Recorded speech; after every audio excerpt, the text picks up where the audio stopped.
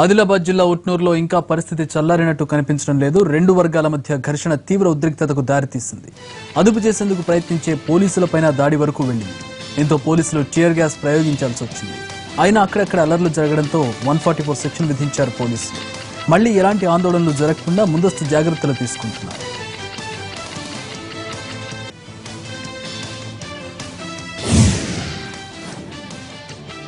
అంతకుముందు ఓ వర్గం తీరుకు నిరసనగా పోలీసులకు ఫిర్యాదు చేసినా స్పందించడం లేదంటూ మరో వర్గం ఆగ్రహం వ్యక్తం చేస్తూ పోలీస్ స్టేషన్ను ముట్టడించింది.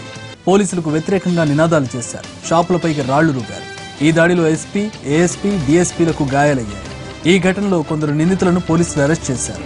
ఉట్నూరు బంద్కు పిలుపునివ్వడంతో 144 సెక్షన్ విధించారు. జిల్లా కలెక్టర్ రంగంలోకి దిగి పరిస్థితి చక్కదిద్దే ప్రయత్నం చేస్తున్నారు.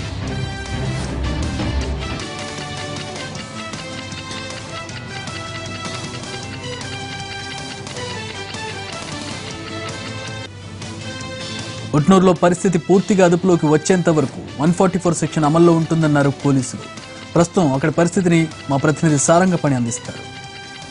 ప్రశాంతంగా ఉన్న ఉట్నూరులో ఒక్కసారిగా ఉద్రిక్తతకు దారితీసింది. ఇరు వర్గాల మధ్య రాళ్ల దాడి తీవ్ర ఆందోళనకర పరిస్థితులు నెలకొన్నాయి. ప్రస్తుతం మనం చూడొచ్చు, ఉట్నూరు పోలీస్ స్టేషన్ వద్ద ఉన్నాం. ఉట్నూరు పోలీస్ స్టేషన్ వద్ద ఇరు వర్గాలు రాళ్ల దాడి చేసుకుంటే ఒక పెద్ద రణరంగంగా మారిపోయింది. అయితే పోలీసులు అర్ధరాత్రి నుంచి ఒక యువకుడు ఒక వర్గానికి చెందిన వాళ్ళని కించపరుస్తూ వాట్సాప్లో పోస్ట్ చేసిన నేపథ్యంలో దానికి సంబంధించిన ఫిర్యాదు మరో వర్గం చేస్తే పోలీసులు తక్షణమే చర్యలు చేపట్టడంలో వైఫల్యం చెందారని పోలీస్ స్టేషన్ ముందు ధర్నాకు దిగడం జరిగింది. అయితే పోలీసులు ఏం జరుగుతుందో అని తేరుకునే లేపే ఉదయాన్నే ఒక వర్గానికి చెందిన వారంతా రాళ్ల దాడికి దిగడం జరిగింది. ఇక్కడ ఉట్నూరు పోలీస్ స్టేషన్ సమీపంలోని దాదాపు ఈ గల్లీలో ఉన్న షాపులపై రాళ్లతో దాడులకు దిగారు. అయితే ప్రత్యర్థి వర్గం ఏదైతే ఉందో ఆ వర్గం సైతం తమ షాపులపై దాడులు చేశారని మరో వర్గం సైతం ఆ వర్గం పైన రాళ్ల దాడికి దిగడం జరిగింది. అయితే ఈ క్రమంలో పోలీసులు అప్పటికే అప్రమత్తంగా ఉన్నప్పటికీ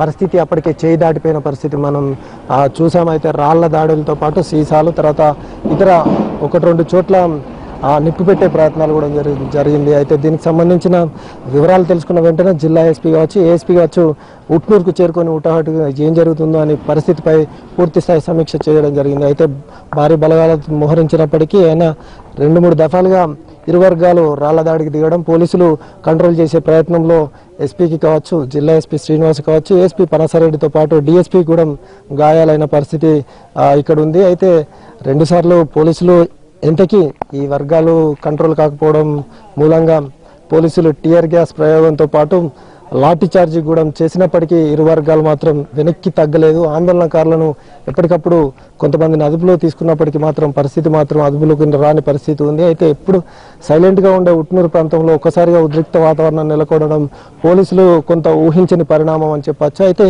అప్పటికప్పుడు తేరుకొని ప్రత్యామ్నాయ ఏర్పాట్లతో పాటు ఇటు పోలీసులు భారీ బందోబస్తు ఏర్పాటు చేయడం జరిగింది. ఉట్నూరు ఈ డివిజన్ పోలీసులతో పాటు మిగతా ఆదిలాబాద్ నుంచి ఇతర ప్రాంతాల నుంచి పోలీస్ బలగాలను, ఇటు ర్యాపిడ్ యాక్షన్ ఫోర్సు, తర్వాత ఇతర ఫైర్, అన్ని రకాల పోలీస్ బందోబస్తు ఏర్పాటు చేయడం జరిగింది. అయితే ఉట్నూరు పట్టణం ఏదైతే ఉందో దాదాపు గల్లీలో పోలీస్ బందోబస్తు భారీగా ఏర్పాటు చేయడం జరిగింది. అయితే ఈ విషయం తెలుసుకొని, పోలీసులకు గాయాలైన విషయాన్ని తెలుసుకొని హుటాహుటిన జిల్లా కలెక్టర్ కూడా ప్రస్తుతం ఉట్నూరు పోలీస్ స్టేషన్లో ఉన్నారు. ఉట్నూరు పోలీస్ స్టేషన్లో దీనికి సంబంధించిన పూర్తి వివరాలు సేకరిస్తున్నారు. అయితే దీంతో పాటు దీన్ని సమీక్ష నిర్వహించి పరిస్థితిని అదుపులోకి తెచ్చేందుకు పోలీస్ అధికారులతో సమీక్ష నిర్వహిస్తున్నారు. దానికి సంబంధించిన ఆదేశాలు కూడా జారీ చేయడం జరిగింది. ఇప్పటికైతే పోలీసుల అదుపులో ఉట్నూరు ప్రాంతం ఉందని చెప్పచ్చు. ఇప్పటికి మాత్రం పెద్ద ఉద్రిక్తత లేకపోయినప్పటికీ ఎప్పుడేం జరుగుతుందనే మాత్రం టెన్షన్ మాత్రం ఇక్కడ నెలకొందని చెప్పచ్చు. ఇది ఇక్కడ పరిస్థితి. కెమెరామెన్ సత్యంతో సారంగపాణి, ఎన్టీవీ, ఉట్నూరు నుండి.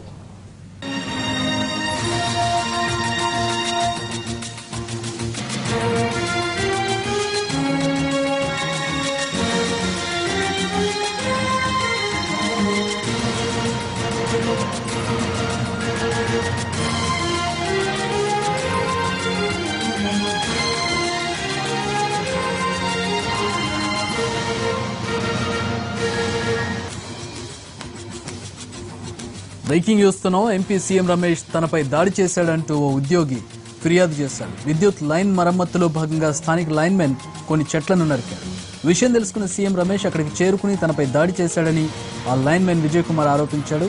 తమకు చెందిన చెట్లను మీరు ఎలా నరుకుతారంటూ అసభ్యంగా తిడుతూ చేసుకున్నారని, దీనిపై తమ అధికారులకు ఫిర్యాదు చేశానన్నాడు ఆ లైన్మెన్. ఈరోజు ఉదయం నేను అసిస్టెంట్ లైన్మెన్గా పోర్లగుద్ది గ్రామంలో పనిచేస్తున్నాను. అక్కడ విధులకు హాజరై 11 చెట్లు ట్రీ కటింగ్ చేపిస్తున్నాను. అక్కడ ట్రీ కటింగ్ చేపించి 11:40 ఆ ప్రాంతంలో ఎల్సీ రిటర్న్ చేసి సప్లై ఇచ్చి ఉన్నాము. అక్కడ ఎంపీ రమేష్ నాయుడు అక్కడ చెట్ల దగ్గరకు వచ్చి చెట్లు ఎవరు కొట్టారని అసభ్యంగా మాట్లాడి, కొడకలారా ఈ చెట్లు మేము పెంచితే మీరు ఎందుకు కొట్టేదని చెప్పి ఎవడు లైన్లో వీళ్ళు ఇక్కడ వేసింది, లైన్లు పెరిగాయండి అని చెప్పి కొట్టిన ఎవరిని పిలుచుకున్నాడని అని చెప్పి సరే సార్ నేను దగ్గరికి పోయి అక్కడ మనం పిలుచుకుండా లేకపోతే నేను పోయి సార్ ఇది పరిస్థితి అని చెప్పి నేను ఎవడు కూడా పడినారా చెట్లన్నీ కొట్టి దొంగ పిల్లి వేసుకుంటాను అసహ్యంగా మాట్లాడి మమ్మల్ని కొట్టి గాయపరిచింది.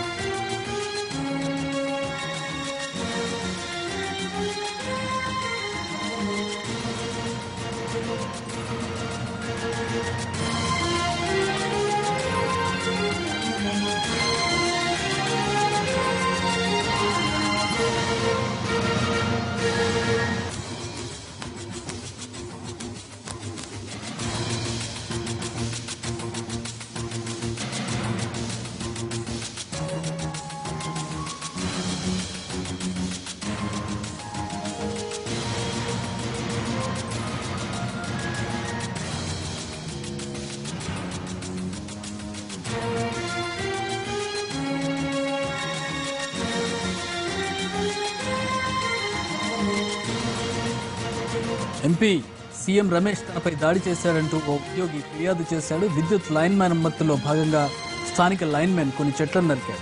విషయం తెలుసుకున్న సీఎం రమేష్ అక్కడికి చేరుకుని తనపై దాడి చేశారని ఆ లైన్మెన్ విజయ్ కుమార్ ఆరోపించారు. తమకు చెందిన చెట్లను మీరెలా నరుకుతారంటూ అసభ్యంగా తిడుతూ చేసుకున్నారని, దీనిపై తమ అధికారులకు ఫిర్యాదు చేశారన్నాడు లైన్మెన్. ప్రస్తుతం లైన్మెన్ కి చికిత్స అందించినట్లుగా తెలుస్తోంది. అయితే దీనికి సంబంధించిన మరిన్ని వివరాలు మా కడప జిల్లా ప్రతినిధి లక్ష్మీనాథ్ రెడ్డి అందిస్తారు. లక్ష్మీకాంత్, ఏం జరిగింది అసలు? సీఎం రమేష్ దీని మీద ఏమైనా స్పందించారా?